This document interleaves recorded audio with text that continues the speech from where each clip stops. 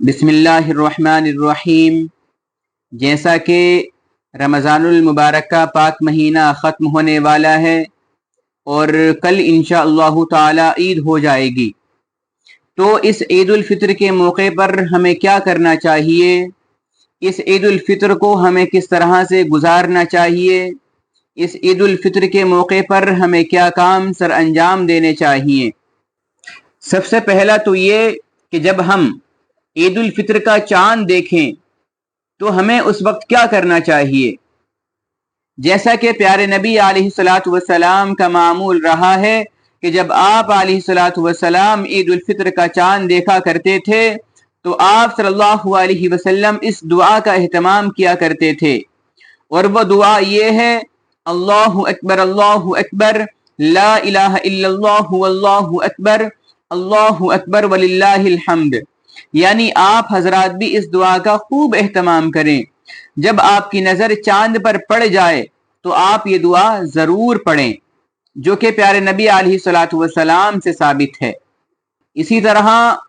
نماز عید الفطر سے پہلے صدقہ فطر ادا کر دینا۔ صدقہ فطر اگر دیکھا جائے تو یہ ہمارے مسلمان بھائیوں کا حق ہوتا ہے، جو کہ ہمیں ادا کرنا بالکل ضروری ہوتا ہے۔ تو اگر ہم اس کو عید سے پہلے ادا کر دیں تو بہت ہی اچھی بات ہے ماشاءاللہ۔ غسل کرنا، نہانا دھونا، پاکی حاصل کرنا، یہ بھی بہت زیادہ ضروری ہے۔ اچھا لباس پہننا، عمدہ کپڑے پہننا۔ اگر آپ کے پاس اچھا لباس نہیں ہے، نئے کپڑے نہیں ہیں، تو جو بھی آپ کے پاس کپڑے ہیں پرانے ہیں، کوئی مسئلہ نہیں ہے، آپ ان کو اچھے سے دھوئیں، استری کریں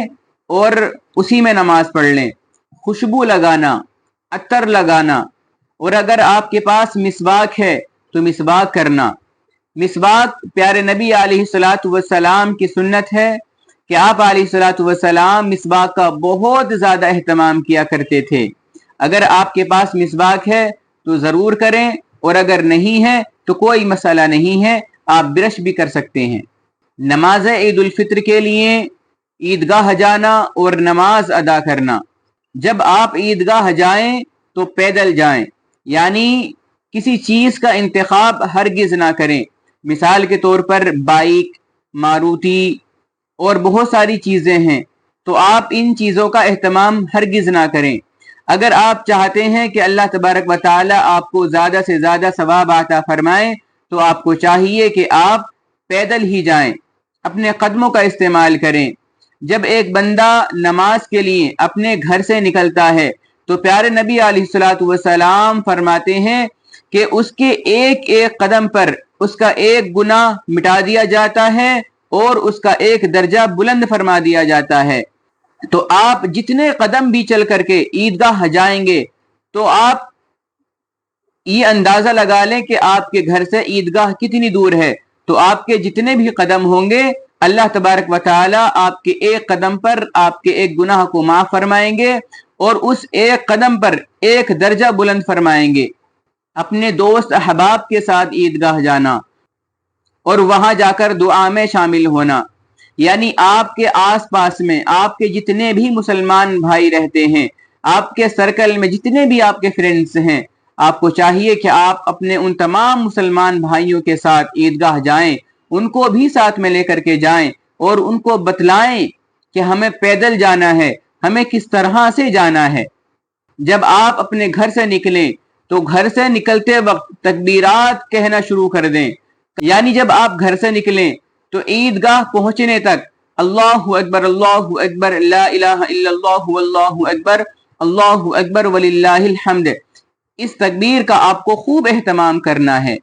نماز عید الفطر کے لیے جب آپ جائیں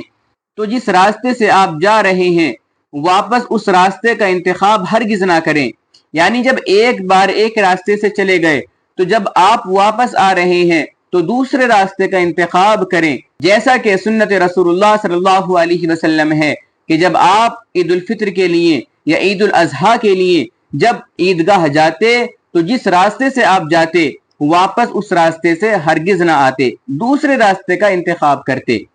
جب آپ اپنے مسلمان بھائی سے ملیں، ان کو مبارکباد دیں، ان سے گلے ملیں، ان سے مصافحہ کریں،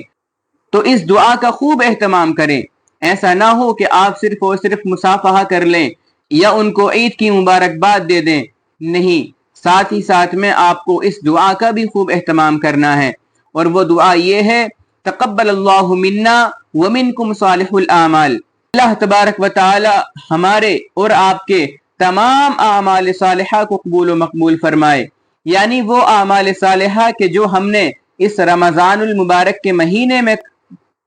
مہینے میں کیے ہیں،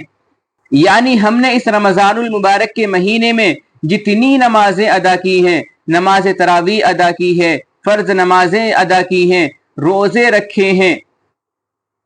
ذکر و اذکار کیے ہیں، تسبیحاتیں پڑھی ہیں، قرآن کریم کی تلاوت کی ہے، تو جتنے بھی ہم نے اعمال صالحہ انجام دیے ہیں، اعمال صالحہ کیے ہیں، نیکی کی ہے، اچھے اعمال کیے ہیں، آپ نے اور ہم نے، اللہ تبارک و تعالی ہمارے اور آپ کے اور امت مسلمہ کے تمام کے اعمال صالحہ کو قبول و مقبول فرمائیں۔ تو آپ اس دعا کا خوب اہتمام کریں، انشاءاللہ تبارک و تعالی ہماری یہ عید بالکل اچھے سے گزرے گی۔